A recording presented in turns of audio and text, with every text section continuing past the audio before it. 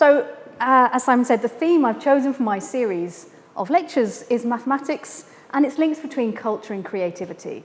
The first 3 lectures of this year are going to concern the relationships between mathematics and music, and today it's musical composition. So if you want to know how to write a piece of music using fractals or magic squares, or if you want to know what links music and polygons and matrices and clocks, then keep watching. Well, music's developed in all cultures, and it's taken perhaps different paths and developed along different forms in different cultures. Today, the focus for me is going to be on the Western classical tradition. That's purely because that's been the basis of my own musical experience, but there are fascinating stories to tell in other traditions too, and in the transcript that will follow this lecture, I've put a few references there at the end if you're interested in exploring some of those parts. To describe some of the lovely symmetries of music and the ways in which mathematics can be involved, I need to begin with just a very brief primer on some of the notation around music. So don't worry if you're not an expert in music, I'm just going to give you a brief overview so that we can have some common language here. So first up then, I've got a picture here of a bit of a piano keyboard. The key thing here, pun intended, is that there are 12 different notes that make up an octave. So if you're a group of people singing in unison, feels like you're all singing the same note, actually, usually the men in the group will be singing an octave lower than the women and the children. And so these notes that are an octave apart have this special relationship with each other, and they have the same names there. You can see a C here and a C here. Those sound similar to us. Now, in the Western tradition, the octave is divided up into 12 equally spaced pitches, and these are divided each by a semitone. So I'll just play you might be able to hear. There's the 12 notes of the octave. They each have a different name. The smallest gap between them is a semitone, and 2 semitones make a tone. I'm showing you now a couple of semitones. Oh, I'm showing you the octaves now. So C goes to C, so those notes are an octave apart. And we can also have, inside our octave, what's called the diatonic scale. So just the white notes on a piano, if you play those, what you get if you start from C is the scale of C major. This scale can be moved up or down wholesale, any number of semitones, to create other scales and other keys. So your starting point is the key that you're working in. So I'll just play you the scale of C major, which I did earlier. There it is. So those notes in that arrangement with those gaps of a tone, so semitone tone, so this is a tone, another tone, then a semitone because there's no black note in between, they give you the diatonic scale. So that's what the notes are called. How do we write down music? So some of the symmetries that we're going to be talking about involve how music is written down. It all started many centuries ago with this chap, Guido d'Arezzo. He was an Italian monk, and he was kind of getting frustrated that the choristers were not able to learn the complex new melodies quickly enough, because until then, what you had was neumes, which is you take your psalm or whatever it is you're learning, and above them, there were sort of indicative swooshes, and if the swoosh went up, that means that your voice goes up. But of course, you can't learn a melody exactly from that. It's more of an aide-memoire. So Guido d'Arezzo invented staves, which are these horizontal lines, and they tell you exactly where the note is, what its pitch should be. The next step was the mensural notation, which tells you how long your notes should last.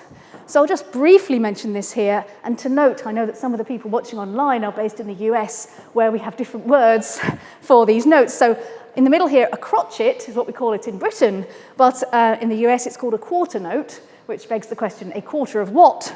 And it's a quarter of the thing on the top, which in America is called a whole note, and in Britain we call it a semi-breve. That's another question. Yes, it is half of a breve, but we don't really use breves much in music nowadays. So a semi-breve is 4 crotchets. A minim is 2 crotchets. A crotchet is a crotchet. Then you can get half of that and quarter of that by adding little tails onto the stems of your notes. So you can have quavers and semi-quavers and demi-semi-quavers and hemi-demi-semi-quavers until you get tired. Already you can see there's something mathematical happening because these are kind of powers of 2, halving and doubling the whole time. Of course, we're not restricted just to having notes like that. You can do all sorts of other things. So you can have triples.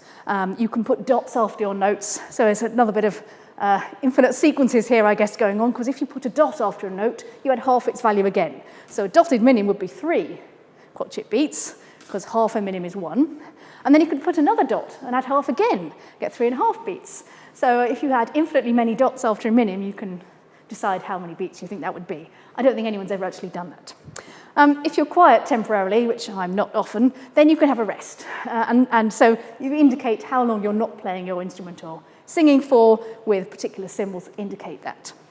And finally, on the kind of rhythm front, often pieces of music will have a broader rhythm to them where you group together notes in what are called bars, and the first note of each bar is accented. So you might have a march, do, do, do, do, do, do, where the first of every 2 beats is accented, or waltzes, which have 3 beats, and so on.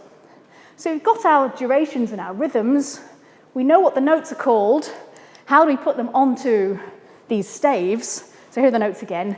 There are different choices you can make depending on what instrument you're working with, but I've got the treble clef here, which is indicated by this symbol, and there you can write down the notes of the C scale, the white notes on a piano, just by starting at the bottom here. That's our middle C that we heard earlier, and then every space and every line consecutively is just the next note up. Now you can put the in-between notes, the black notes, into this notation, and what you do is you use these symbols. Sharp means it's a bit higher, it's a semitone higher than F in this case, and alternatively, it's flatter than, it's lower than G. So this note here can be called F sharp and G flat equally well, and so you write those on the stave like this. This means we have to be a little careful when we're making geometric analogies, because the same note can be represented in different ways on the stave. So we'll have to just take care when we get onto that. And so then, now we've got the notes, we've got the durations, we can write our music. So let's talk about some of these musical symmetries. I'll introduce them fairly quickly, and then we can get on to some of the mathematics around it. So the first thing you can do when you're writing a piece of music is repetition. So of course, in songs, you can have verses and choruses. The tune of the verse will repeat, and the tune of the chorus will repeat. And you can have repetition of phrases. You can have repetition with a delay, like in a round like Frère Jacques or Row, Row Your Boat or something, where one voice is delayed following the others. And of course, then the trick is they have to sound nice together with each other. This particular example is from a lovely piece of music called Ceremony of Carols by Benjamin Britten, and this is from the carol This Little Babe, and it begins with all 4 parts are singing in unison the same thing at the same time, and then every verse, one part will just break off and delay a bit before starting. So by the end, you've got this same tune being sung by 4 different parts, with each one with a delay of a beat, and it's a very good effect. I advise you to listen to it if you have not heard it before. So you can repeat things. The next layer up is you can repeat, but you can shift the notes up or down a bit. So Beethoven's Fifth, everyone knows that. You've got your da-da-da-da, and then you repeat it, but you shift it down a tone, da-da-da-da. So this is called translation, where you shift up or down some number of semitones or tones. What else can you do? Well, you can reflect. So there's this thing, inversion, which you can think of as reflecting in a horizontal mirror. So I've just got there, if anyone's had to learn the piano, has had the joy of learning the piano as a child, or still does now, these contrary motion scales are where the right hand's going up and the left hand's going down. My piano needs tuning. Okay, so you can see visually, it's a very clear thing, you can see it looks like a reflection.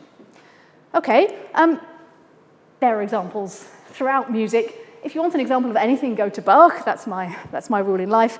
So here it is a fugue by Bach. In the first 3 bars in the right hand, you see this particular melody or phrase, and then it's repeated but inverted later on in the left. And I've put them on top of each other just so you can see. This is an exact symmetry. So if you can reflect in a horizontal mirror, of course, you ought to be able to reflect in a vertical mirror, and you can. That's called retrogression. So I've got just a couple examples here. So the bottom one here, this is from a Haydn minuet, and the first half is just reflected backwards. I should probably make it too small now to see the individual notes, but perhaps you can see the shape is reflected. And so this retrogression, or playing in retrograde, means just play it backwards. There's a nice, of course there's one in Bach, obviously, but there's also a nice example from the 14th century in a rondo called Ma fin et mon commencement, my end is my beginning, and that's for 3 voices, and the top voice and the bottom voice are the reverse of each other, and then the middle voice is the reverse of itself, so it's a palindrome. So that's quite nice. Now, the things we've seen so far, they have the property that you can define them without having to rely on the particular choice of notation. And that's something we really need in mathematics. We don't want to rely on how we write the things down. We want whatever we're doing to be sort of impervious to any changes around that. So these things, translation, inversion, retrogression, we don't have to rely on the stave. The stave, you see, has an implicit bias in favor of C major, a particular scale, in favor of the white notes on the piano, because those are the ones you can write down without adding any extra symbols. So it means that what looks like the same gap between 2 notes, if you write them on the stave, depending on what the notes are, can actually not be the same gap if you move everything up 1 line or something, because you might gain an extra semitone from one of the black notes on the piano. So it's important to choose, if we're trying to do mathematics here, to choose things that don't depend on our choice of notation. Now, there is another example of a symmetry which does depend on the physical artifact of the score. And I wanted to show you it because it's quite fun. So, sort of rotation, question mark. We can take a piece of music and written on a score. The example here is Der Spiegel, the mirror, written, well, attributed to Mozart. We're not absolutely certain. Now, this has a property that what you do is you take this piece of music, you and your friend, who are violinists, you face each other across the table. You're both looking at the same piece of paper, but of course you're seeing opposite sides of it. And then you play, and it's a duet. So your finale is your friend's beginning, but upside down. So if you see it rotating, you can see that there is a different tune coming out, and the skill here is to make them both sound nice together. And that is very difficult to do. There's one in Bach as well, of course, from his musical offering. As I say, everything is in Bach. If you want a more recent example, you can listen to Ludus Tonalis by Hindemith, and this is from 1942. And this work is full of symmetry, large scale and small scale. The whole thing is symmetrical, so there are 25 movements. They are symmetrically arranged. There's the prelude and the postlude, and in the middle there's the interlude, and then movements sort of coming into that central interlude alternate with being fugues and with being other things interspersed. So there's all sorts of symmetry going on, and a lot of these compositional tricks and devices about inversion, retrogression, and so on. But in particular, the postlude and the prelude are the rotation of each other. So that's quite nice. There is a little last joke, though, a last tonal game that he plays, because right at the end of this completely reversed and rotated prelude that gives you the postlude, there's suddenly an extra C major chord to finish. So that's kind of a last joke that he plays on us. But I was listening to this the other night. It's a good listen. So these structures and these devices are used quite a lot by many composers over many centuries. What I want to talk about is some of the mathematics behind it. So we've got these ideas of inversion and translation and so on. I want to use the words of a predecessor of mine, not as Gresham Professor of Geometry, but as Gresham Professor of Music, Yannis Xenakis, who was Professor of Music from 1975 to 1978. And he was a very interesting guy. He had trained in engineering and architecture and had done mathematics. And then Messiaen advised him to bring mathematics and all that he'd learned into music. So he did a lot of mathematics in his music, and we'll talk a little bit later about one thing that he did with probability. But he said music then is steeped in the problem of symmetry. And symmetry is made accessible by the theory of groups. So if you're paying attention to the introduction, you will know that I am a group theorist. So of course I like this sentence. What is music, if not very often, a set of structures made from the permutations of notes and of sounds? So we're going to explore this theory of groups a little bit. I'm going to give us some ground rules. So we have to focus on the interval-preserving transformations. And we don't want to, if two things are an octave apart, then whatever symmetry we're going to do, we don't want them not to be an octave apart afterwards. So that's why we're going to focus on those. We want to avoid our implicit bias towards C major, because we don't want to create any favouring of particular notes over others. So we don't want to explicitly look at reflections in terms of the physical reflection in a stave line or something like that. We're going to define these things in terms of what they do to the pitches and the semitones rather than the visual image.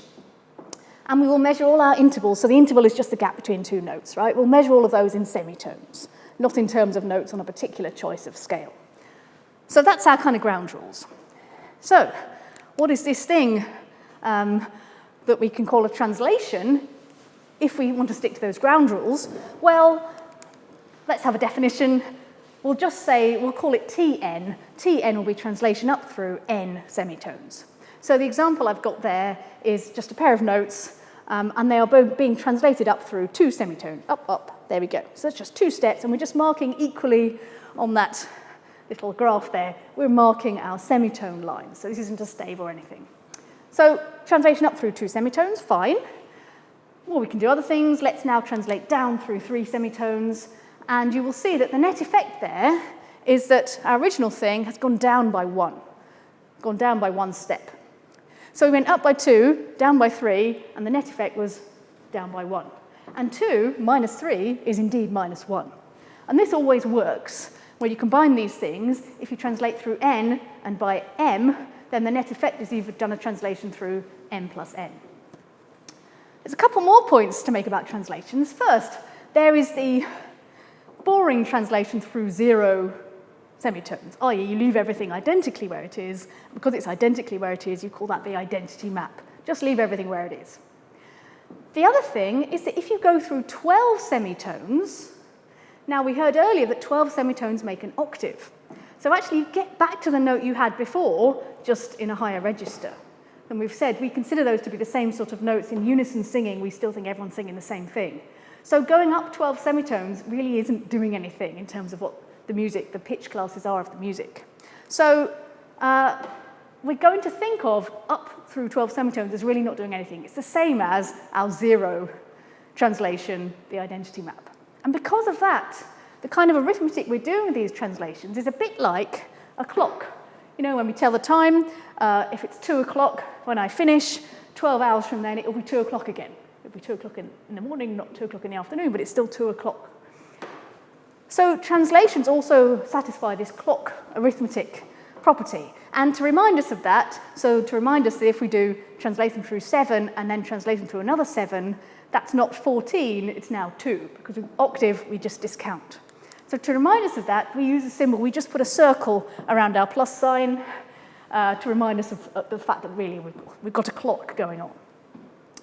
Another point is that, so we can have this rule that when we add together two translations, we just add the amounts and that's all fine. Then there are exactly 12 different translations, because once we get up to 12, we're sort of back to 0. So there are 12 different translations. This is one of the things, of course, we like to do in maths is count things. There are 12 translations, and we can make any of them just by taking translation through one semitone and then repeating that as often as we need to. So we've got these 12 things, and all of them can be made by just our favourite translation that's just, we'll call T, through one semitone. Okay, so that's translations. Now let's think about inversions, which is a little trickier to understand initially because where you put the mirror matters. So we've said inversion is like reflection in a horizontal. But where is your horizontal line? It does matter. So I've got a couple of examples there showing the same phrase but inverted in two different ways. So we need to understand what the possibilities are there. The position of your mirror matters. So what actually are we doing when we're doing inversion? Well, if you imagine a particular pitch, and I've got one there, I've chosen this note is called G sharp.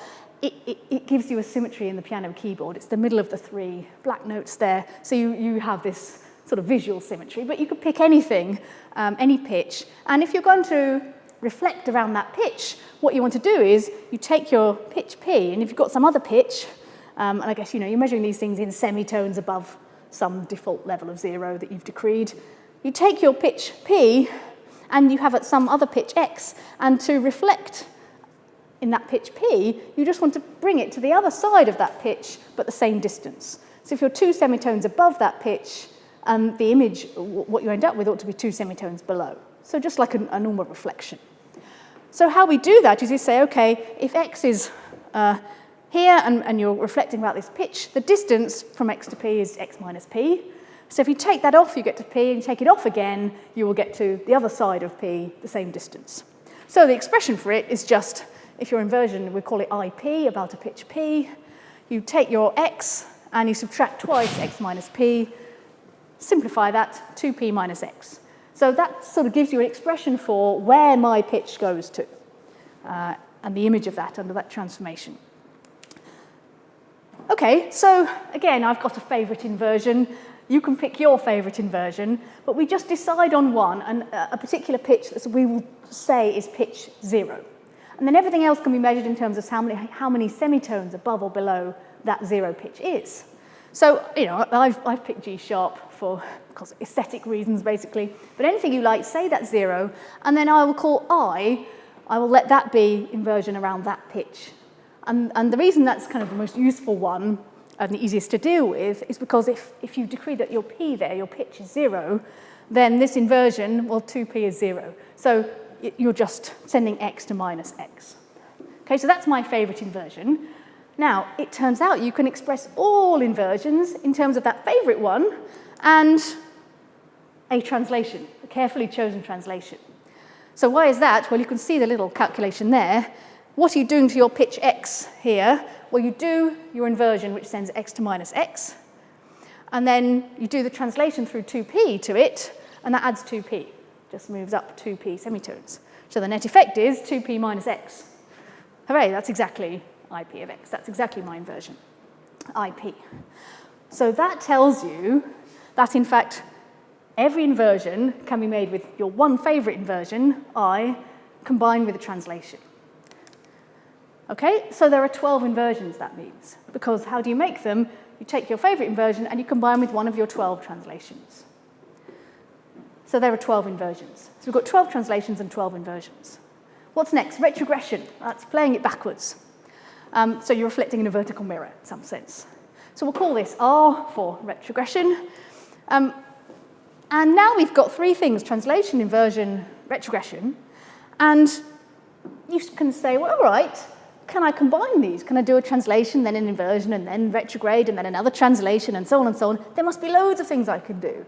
Well, after a fashion, there are, but there are some rules that govern the way these things interact with each other, and I've written three of them there.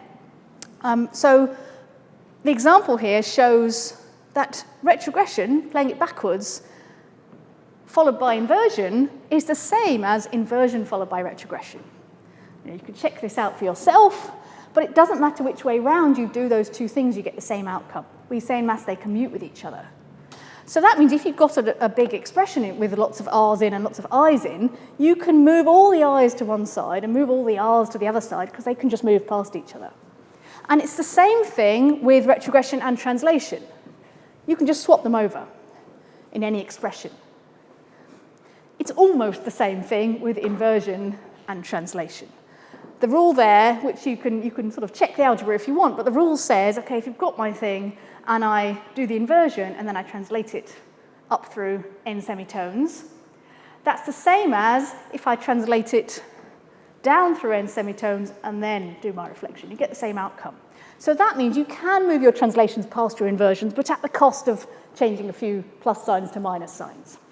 So that tells you that anything you can make from these R's, T's, and I's can be written in exactly one of the following ways.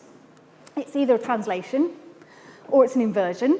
There are 12 of those, 12 translations, 12 inversions. Or we call all these retrogression, but a translation combined with retrogression. And there are 12 of those because there are 12 translations. Or it's what we call a retrograde inversion, backwards and upside down. Okay, so there are just these four types of things.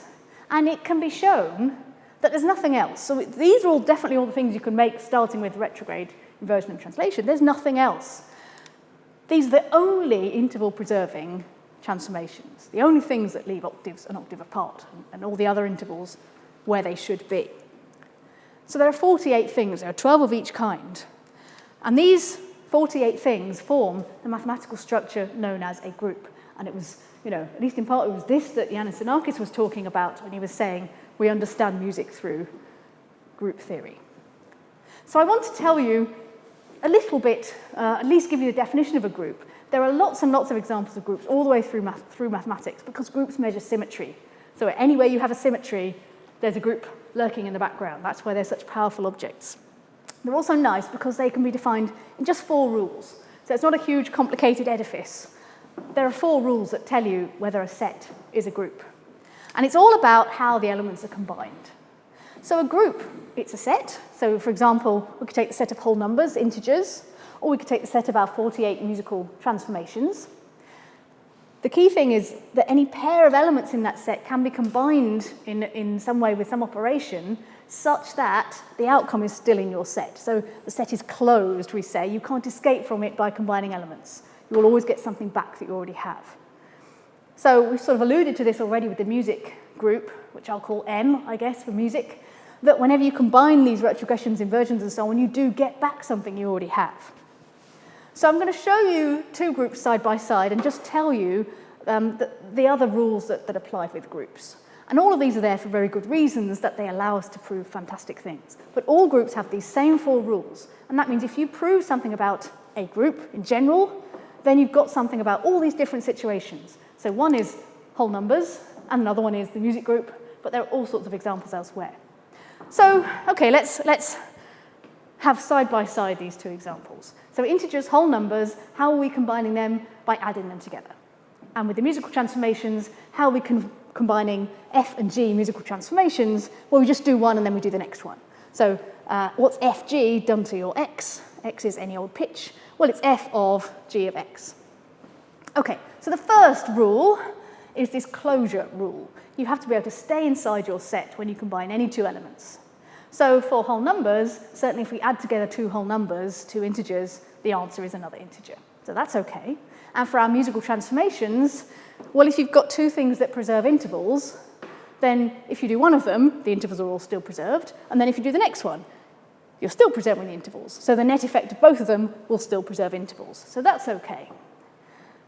Okay, the next thing is a kind of a technical requirement, but it's about how you simplify complicated expressions.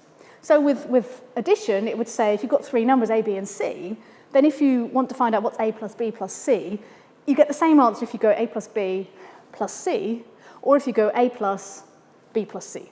Same answer. I don't know, kind of, we all know that implicitly from doing adding up from our earliest years. The same thing happens with the music thing, that if you do F of G of H, it's the same as F of G of H. Okay, so that's just something we just have to check. And it works. The next thing is, we've already mentioned with music, you have to have this element of the set that doesn't do any damage. It just leaves everything where it is. This is called the identity element, just like we had the identity translation, where you just leave everything where it is. We're not doing any damage. Combining that with any of the other interval-preserving transformations will have no effect.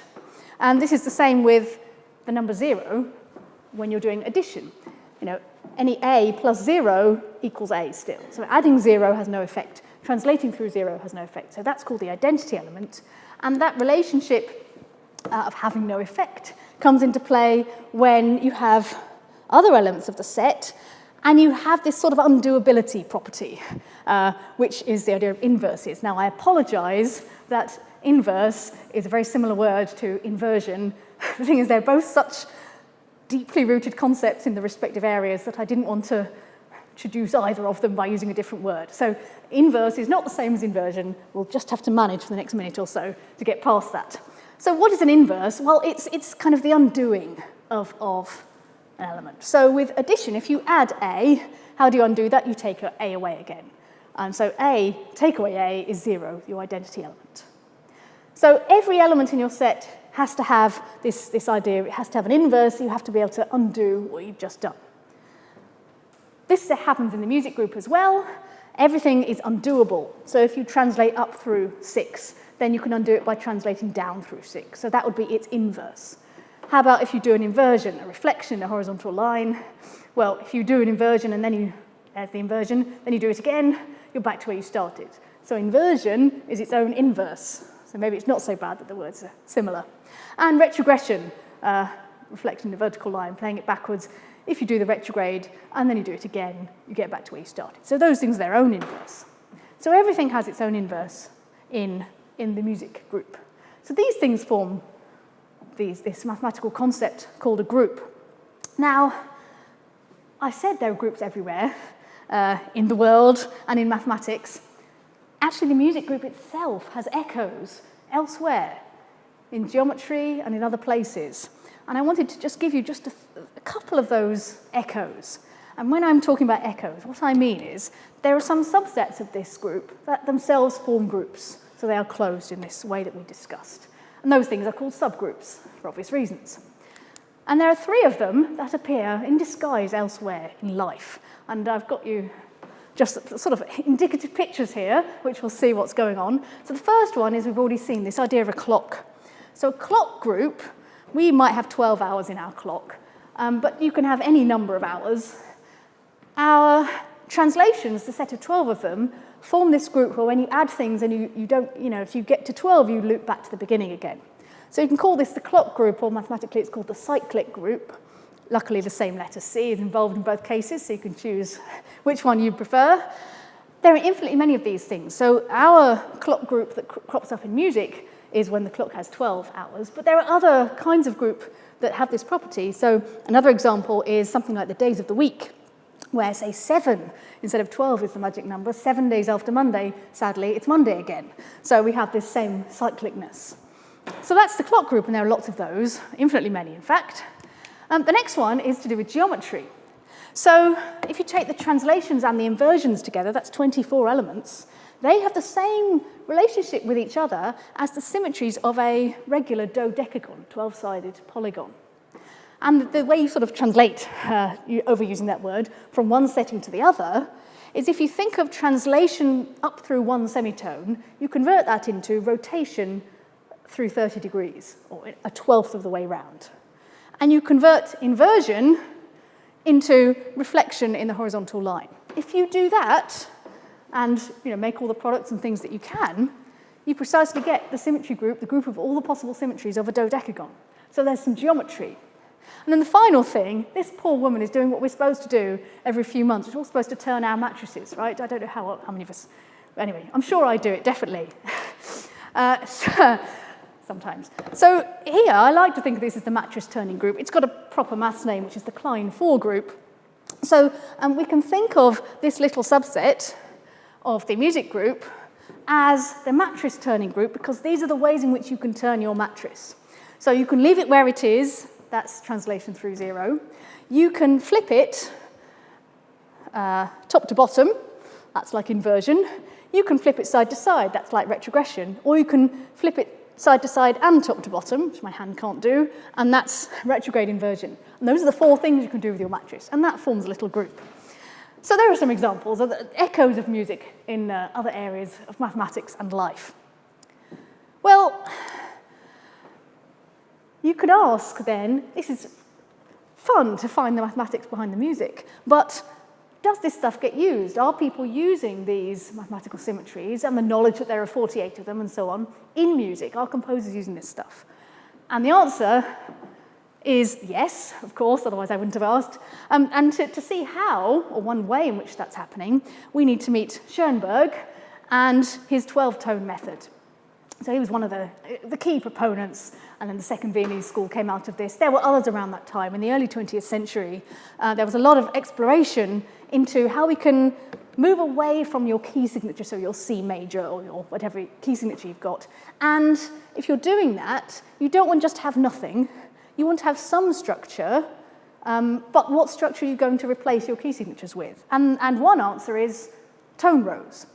So the idea here is your piece of music, you don't have a key signature, you just have a row with each pitch class, each of the 12 notes that you can have in an octave, appearing exactly once in a defined order. Okay? Now, only the pitch class matters, so you can go up or down as many octaves as you like.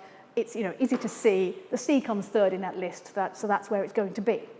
Now, you get pretty boring music if you're only allowed to repeat these 12 things in that order all the time. So in addition to that, you're allowed to transform your tone row of 12 things, but only using interval preserving maps. These 48 transformations that we've talked about. And the reason for that is that the interval preserving maps will then ensure that you always still have 12 distinct pitch classes in your row of 12. So Schoenberg explored this idea, and I've got an example here from his suite for piano, which was the first work composed entirely with tone rows. There's the theme, there's the retrograde. Even if you don't read music, you can see that this, is the reflection. We've got the inversion of the theme, which is a reflection like that, and then the retrograde inversion. So you've retrogressed the inversion. There's one kind of cute thing I want to mention about this, but you need to know a bit of German musical theory. Not very much, because I don't know very much. So in German musical notation, the letter B actually stands for the note B flat. Yeah? And then what's B natural, what in Britain we'd normally call B, that's denoted by the letter H. So if you look at the first 4 notes of the retrograde theme here, if you can read music, you'll be ahead of me. It goes B, A, C, H, Bach. So Schoenberg has a little homage to Bach in his suite for piano. And lots of composers do. Bach himself had a few Bachs in his work. That's fine. Okay, so of course we want to say, how many tone rows are there? That's our natural question. How many scales are there? There are not very many. There are 12 different pitch classes, and there are some variations of this, but you either can have a major scale or a minor scale in each of those keys. So 24 possible key signatures, for Bach to use in his well-tempered clavier or everybody else using. So there are more tone rows than that. How many? Well, there's 12 choices for the first pitch, and 11 choices for the next one, and 10 for the next. So you have to multiply all of those together, and you get 479 million. Now that's a lot. You're not going to run out of tone rows. But remember, if you picked your tone row out, you are allowed to use any of the 48 images of it under these translations and inversions and so on, the 48 elements of your music group. So there's not really 479 properly different ones, because you can use any of those 48 images in your work. So I really want to know how many really different ones. It can be my starting point. It's not just divide by 48. You might think, yeah, everything's got 48 images, so put all those 48 together, and that counts as one, so just divide by 48. The problem with that is illustrated by a Webern tone row. So he was, one of Schoenberg's pupils. I'll call it W, this tone row. He put 3 Bachs together, or at least this is a Bach, B flat, A, C, B natural, and then he inverted it, and then he did a retrograde inversion. So this tone row of 12 different pitches has 3 Bachs in it. It's got some internal symmetry, though, because he's done the inversion and the retrograde. That means that some of the images, some of these transformations, take our W back to itself. They fix it. Right? In particular, this one, I, T minus 1, R, takes W back to itself. So it does not have 48 separate images. It's got fewer than that. I think it might be 12. So that means we can't just divide by 48. So what are we going to do? We can't go through 479 million tone rows one by one, working out how many images they have, and then ticking those off our massive list of 479 million things. That's not going to keep anyone sane. So of course, group theory comes to the rescue. And in particular, something called Burnside's lemma. This is William Burnside. He was professor of mathematics at the Royal Naval College in Greenwich in the Victorian era. And there's a result called Burnside's lemma, which I want to tell you about because it precisely deals with this situation. Okay, so I'm going to talk you through what the lemma says. So you have a group. We have a group. It's our musical group. And the group is doing something. It's permuting the elements of some set X. So in our case, our musical group is permuting all these tone rows. Okay. Now, we're interested in not the total number of tone rows, because some of them are equivalent to each other. We can get to them using elements of our group. Our group is moving them around. So what we really care about is the ones that are the same as each other in terms of you can get between them by using these transformations. So if one thing is a translation of another one or an inversion, we want to think of them as the same thing. So we'll say that the elements of your set are in the same class if they're mapped to each other by some element of your group. So if you move between them using the transformations in your group, then they're the same as each other somehow. Okay, so in order to state this result, I need this little tiny bit of notation. You take something in your group, say you might take, I don't know, retrogression, and you write this term fix of that group element, little g, to be all the things in your set, all the tone rows, for example, that are left where they are when that transformation acts on them. So we saw an example of this with the Webern tone row. It was fixed by some particular transformation. So that particular tone row would be in this set, fix of that I t minus 1r. Okay, so you work through the elements of your group, and there are only 48 elements of your group in this case, not 479 million. So you've reduced your calculation to 48 rather than 479 million, which is a good bit of reduction. And Burnside's lemma says the total number of different classes of elements of your set, so our tone rows that properly are different, is given by this formula.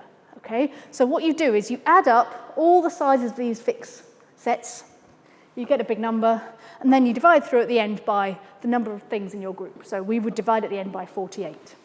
So we won't go in detail through this calculation. I have put a bit more detail in the transcript if you want to look at it, or if you want to do it yourself and then check you're working. We've made a big time saving. Instead of 479 million calculations, we do 48 calculations. And a lot of them are very quick. Because if you think about some row of tones, any translation apart from translation through 0 will change the first note and every note. So translation through, one semitone will move the first note up one semitone. So it definitely does not fix that tone row. It doesn't leave it where it is. No non-trivial translation fixes anything. So empty set, there's nothing there. So all of those 12 things are zeros, and lots of the others are zeros as well. Okay, so we can do this calculation, and the outcome, I can reveal, is that there are 9,985,920 tone row classes. So still quite a lot to play with. I don't suppose they've all been yet used. So if you want to go out and compose a bit of music with a tone row, there will be one for you that no one has used. Okay, so that's a little bit about this music group. Now there are lots of other ways that mathematicians have used musicians have used mathematics consciously in their work. And I want to spend some time talking about that in a moment, but I just want to leave you with this thought about how far can this be taken. So Pierre Boulez wrote a piece called Structures in 1952.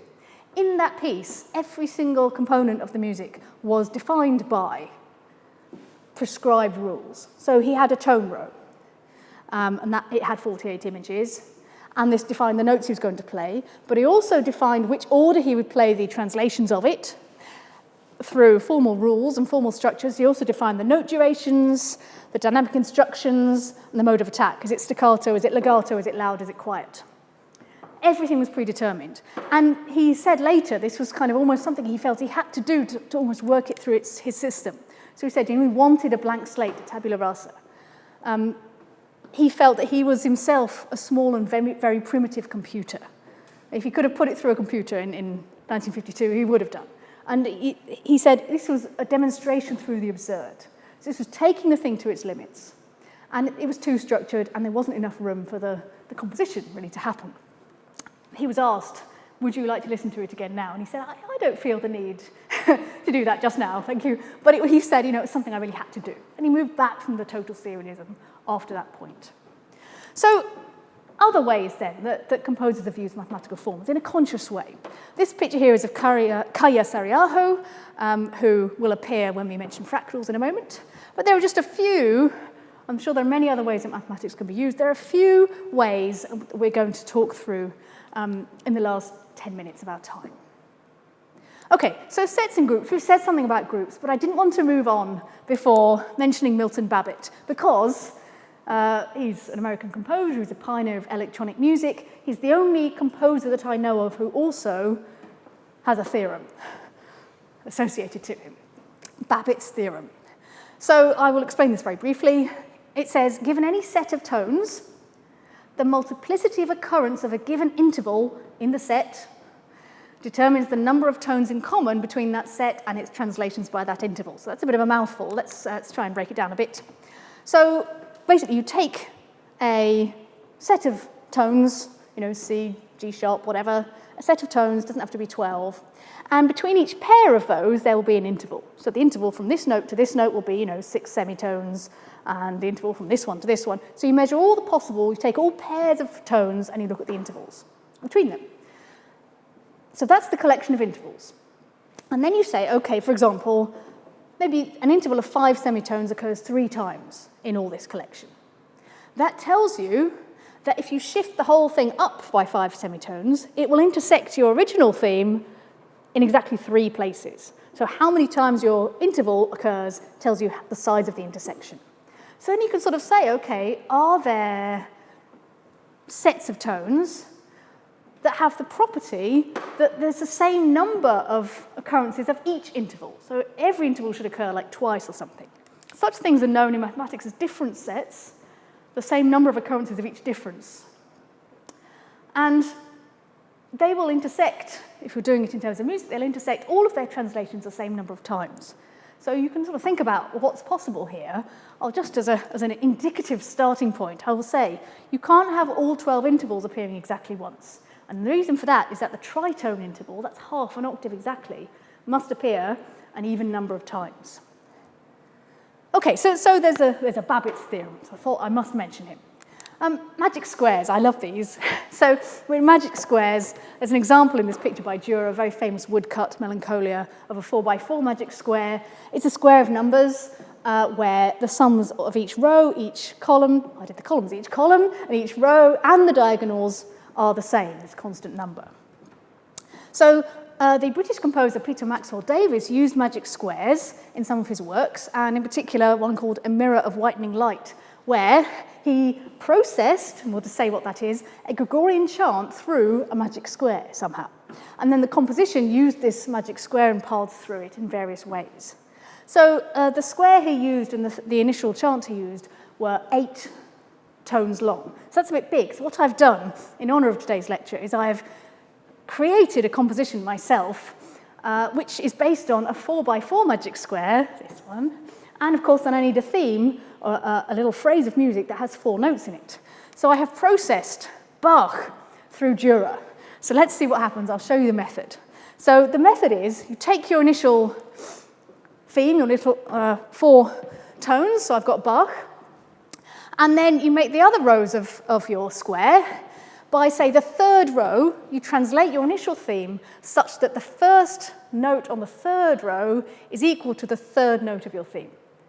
Okay, and you do this for the other rows, so you translate by whatever you need to translate by, and so then you get a 4x4 square. And this isn't a magic square yet, but this associates to, so you just write the numbers in order, 1 to 16, and that associates to each number from 1 to 16 a note or a tone. So here, for example, 16 will be associated with this note, which happens to be a C. All right, so then you take your magic square. Here's my Dürer magic square. We know which year it was made, 1514. And you now have a path through your music, because this tells you that the first tone of your composition will be 16. And we know we've got a crib sheet, 16 is C. The second one is 3, and 3, that's another C. And then you just work through the square. So you've processed this through. And there is the amazing first sonnet of this thing anywhere in the world. And if any composers are watching and would like this to use this theme, you are welcome to do so. So that's Bach processed through Dürer, and it gives you a sequence of tones. You can't hear a magic square. But what this is doing, and all of these things are doing, are giving the composers a structure, a framework within which to compose. And, some amount of constraint is a boost to creativity. We don't say sonnets are too restrictive a form. It helps us create. So all these things, they are giving you a structure to work with, magic squares and everything else. Okay, infinite sequences.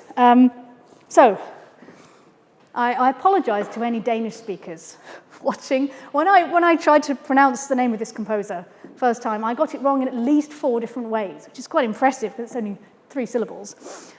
So this is Per Nørgård, not Nørgård. I apologize. All these years I've been saying it wrong. But he has used what's called an infinity series, or that's what he called it in much of his work since the 1960s.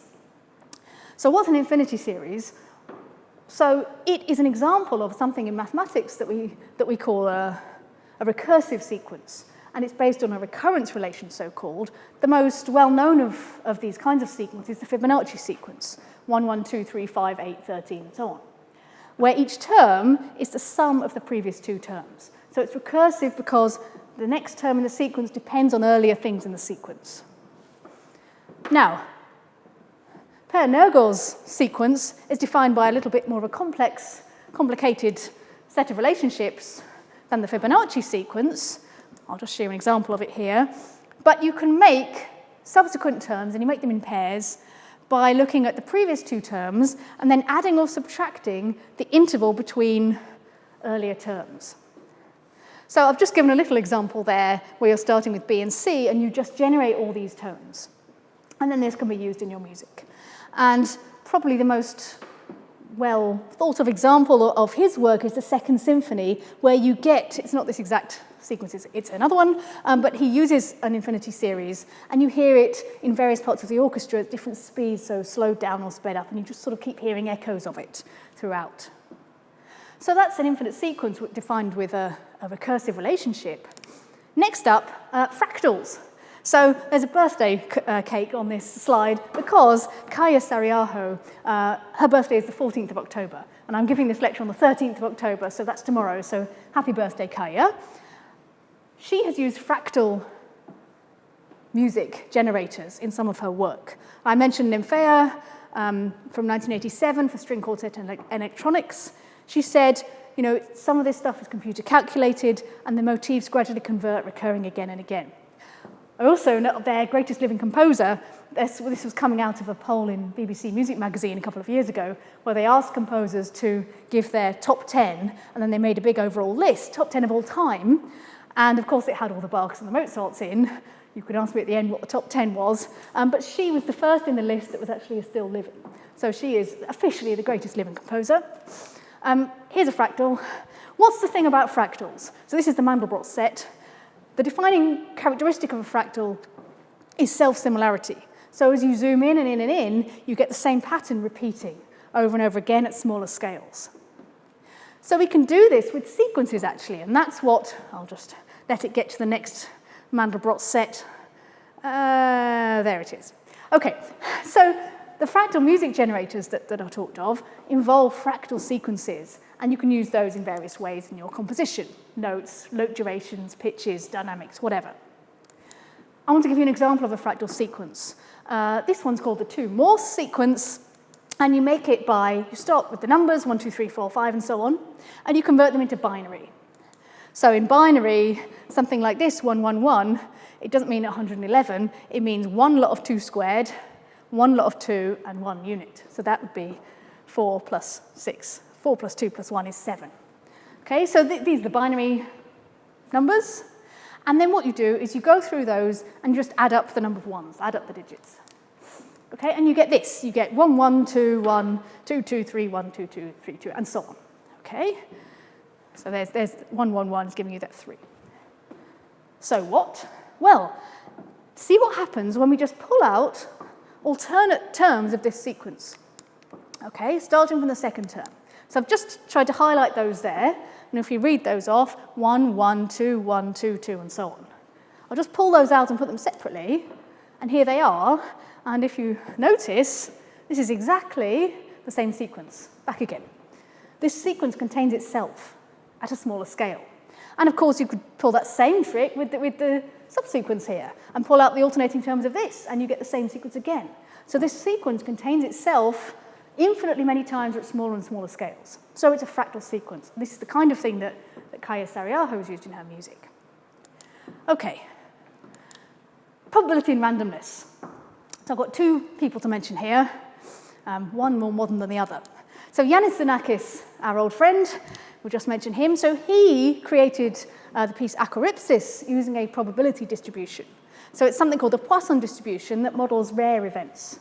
And coming out of that, we have this formula that says if the average number of events per unit time is lambda, so say how many traffic accidents there are per month on this busy road, it's 3 or whatever, then you get a probability that a given event will happen k times in that unit time. So you could know if there are 3 traffic accidents on average, then what's the probability that there will be 10 or 0 in that particular time period, using this formula here. So what Xenakis did was to say, well, my music will be governed by this distribution. So he divided his performance up into cells of time, and he said, okay, how many of those will have exactly 2 events? So he had to put in some value of lambda, and then you can work it through, and it says that there should be 19 cells that have 2 events. So then he put his events in. Now, this is where the creativity, the events he calls in his book clouds of sound. So I don't absolutely know what that means, but that's what they are. The final thing is very modern probabilist, Joseph Haydn. You can own a unique Haydn minuet, your very own. This on the top here is the name of a game that was brought out in about 1790, and the makers of this game said that Haydn had written all the music in it. What you do is, so the game came with 16, for each of 16 bars, there were 6 choices, apparently all written by Haydn, and then you roll a dice or a die, and in the third, if you have a 3, then you pick bar number 3, then you roll a 5, so you get bar number 5 here, and you go along, and at the end, you've got your own unique Haydn minuet just for you. Now, do we need to sue these people under the Trade Descriptions Act for an infinito numero di minuette tria? How many minuette tria really are there? It's not infinitely many. We can be very angry because there are 6 choices for the first bar and 6 for the second and so on. That would be 6 to the power 16 choices. So there aren't infinitely many. There's a big number, but not infinity. And it's worse than that because actually some of the bars are the same as each other. In the 8th bar and the 16th bar, there's a bit of repetition going on. Somebody got a bit lazy, Mr. Haydn.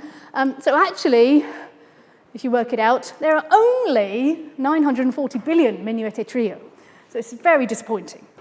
So that's a sort of an early use of probability, perhaps not in composition really, but I thought it was fun to mention. So I'm going to finish there, but just with a comment. This is a picture from one of Xenakis' books on how he wrote his glissandi. By saying all this is in aid of the music, as Schoenberg said, my works are 12-tone compositions. They are not 12-tone compositions. The maths is helping the music here, and that's as it should be. Okay, thank you very much. Thank you very much for a dazzling start to your professorship. That was absolutely tremendous. And you won't be surprised to hear there are quite a lot of questions. Excellent. And I'll start you off with an easy one. This is more of a sort of musing than a question, perhaps. And this is a man called Chris Bevan and a couple of other people ask, they wonder whether Bach was good at maths. Well, you see, I don't know how much formal instruction Bach would have had in mathematics, but that part of your brain that is good at maths, I think is very close to that part of your brain that is good at music. You know, he had such an instinctive grasp of symmetry, and you can see it. You know, a Bach fugue is just a thing of perfection and joy. So I would say, no, he's not doing group theory, but he is doing mathematics. Is translation in maths the same thing as transposition in music? Yes, so you're right, this is a good point. Is translation the same as transposition? Normally, I would say, and I can be corrected on this, of course, transposition might be when you're transposing a whole melody to sing it in a different key because, you know, the singer likes to sing lower or higher, something like that. So transposition to me is something you do to an entire composition, whereas translation might be just for an individual phrase that you're playing lower or higher within the piece of music. So that's the distinction I make, but it's the same sort of idea. Really, I would say transposition is translation of the whole melody. Here we have a slightly more musical question. What about a stretch? Crotchets become minimums, etc. Yes. So there's augmentation and diminution of the theme. I didn't mention that, it's true. I focus more on the, I guess I would call them the spatial transformations rather than the temporal transformations.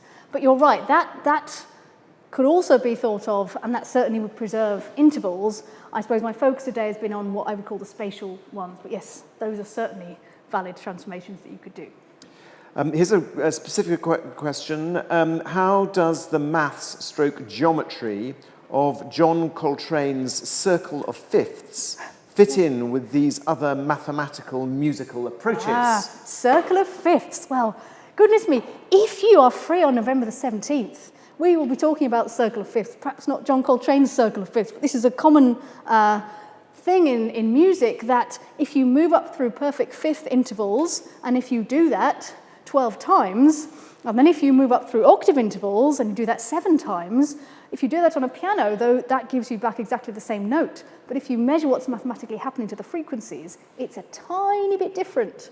And that paradox is what we're going to spend about 20 minutes talking about in my next lecture. So tune in on November the 17th. Great, that's a fantastic plug. Okay, so here are the 2 most popular questions that have been asked.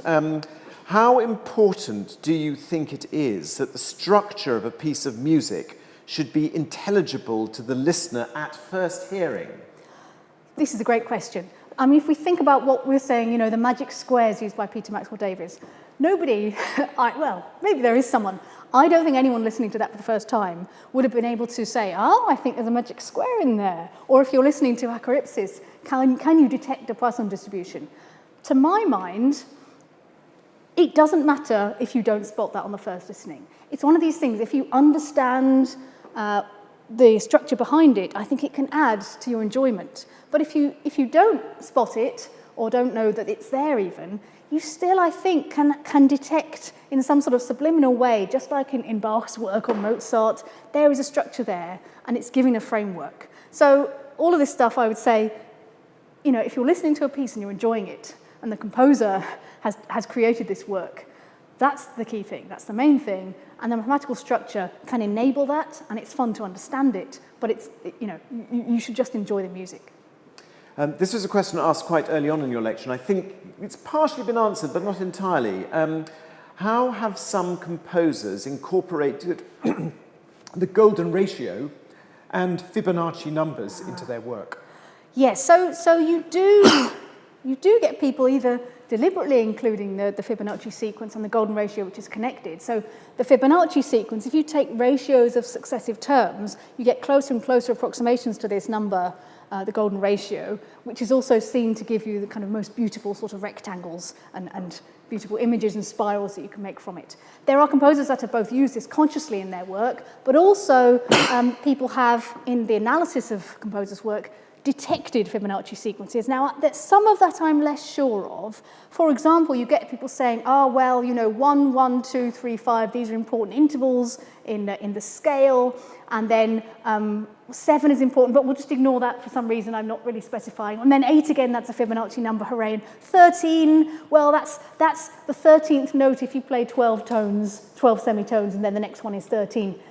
It's a little bit kind of numerology-like sometimes, I think, people trying to fit the Fibonacci sequence into the numbers involved. But certainly composers do it on purpose sometimes. But yeah, I think that sometimes perhaps people have read a little bit too much into the accidental coincidence of many Fibonacci numbers appearing. Just before we end, there is someone here who's asked something that I'd actually quite like to know as well. Okay, excellent. Most people wouldn't be able to hear music just looking at the stave and notes. Yeah. I wonder if mathematicians see music they listen to in mathematical formula equivalents. Ooh. Well, I would say I'm quite a visual person. I could sometimes almost feel that it's a geometrical structure that's going on. If I'm listening to, you put on the Goldberg variations or something, or you're listening to a Mozart sonata, and something in that is so perfectly structured that it gives you the same happy serenity as seeing a beautifully carried out theorem and its proof. So I think there's, as I say, the same parts of the brain I think are engaged in that way. So I'm not sitting there going, aha, an integral when I listen to music. But I think you see it visually in the score, and you hear it go sort of deep into your soul in the same place where mathematics is kept. Professor Hart, thank you for a really brilliant inaugural lecture. Could you just tell us when you're next speaking so we can all inscribe it into our diaries indelibly? Absolutely. So my next lecture, which of course you can watch online as you are with this one, is on November the 17th, and the title is The Sound of Mathematics, and really we're going to be exploring the mathematics of harmony. So what makes some sounds go appealingly together? Why do different instruments playing the same note not sound exactly the same? And for a final little teaser, what can Galileo's father tell us about tuning a lute? So thank you for listening today, and hopefully I'll see you next time.